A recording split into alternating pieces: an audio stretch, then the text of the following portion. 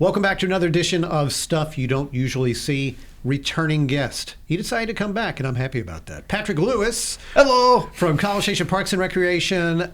Proper title is Activities Assistant or something better? Activities Assistant for now. For now. That's a warning to everybody else in parks. He's coming at you. Okay, so you ready to do this for radio? Yes, sir. All right. Quiet on the set. Quiet, Mark. Well, thank you and good morning. My guest today is Patrick Lewis. Patrick is Activities Assistant with College Station Parks and Recreation. How's it going? Going good. Enjoying the spring weather right now. Oh, yeah. This is a nice little break. Nice change. Yes. I've been loving driving down all the city streets, well, mostly down Rock Prairie to Lick Creek because everything's just green, and then all the wildflowers that are blooming across Texas, And I guess your car and everything else you own is covered in the yellow pollen, yes, pollen, but I yeah. did have one of those card covers, so I try to use that in vain with the high wind, so it sometimes I have to tie it down extra tight, but It's a blessing to live in this part of the state. yes. Anyway, okay.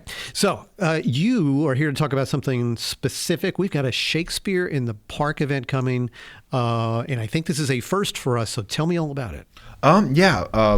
The Brian Blinn Theater Trope, they're doing a play at the Lick Creek Nature Center.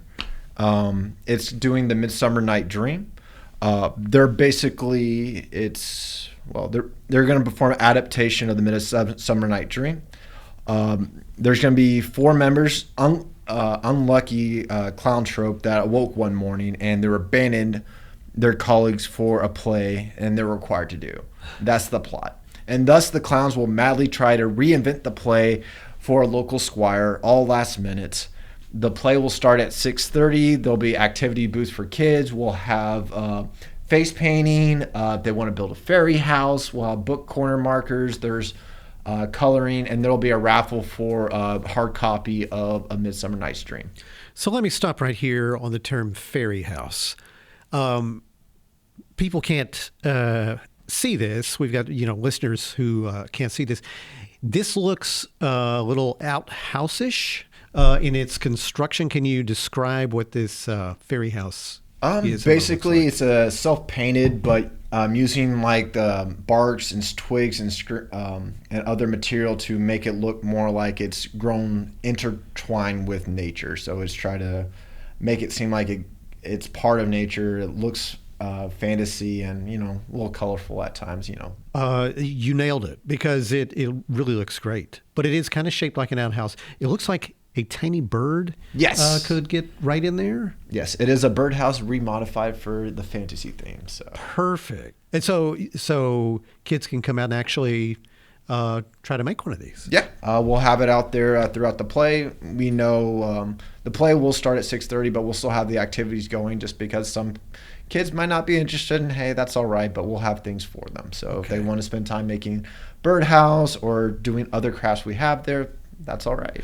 Now, also laid out in front of me, sorry, listeners, you can't see these either. You called these corner bookmarks? Book corner markers. There's something that you can make, and they're only limited to your imagination. The fold is simple, and then once you master that, you can pretty much make anything you want. I have a Charizard book corner marker, Batman, Captain America, and then some fairies, and then a donkey. But it's really up to you what you can do with it, and that's the best thing about it. So you really have a pretty cool variety of things for kids and families to do. Yeah, and we'll also have some snacks out there and a photo booth, and I think I did mention face paint. So, and also you get to make a wand.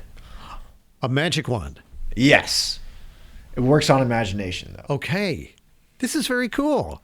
Now, also the actual performance of the whole Shakespeare in the Park performance is going to be in the amphitheater section at Lick Creek Nature Center, correct? Correct. And there's going to be limited seating, of course.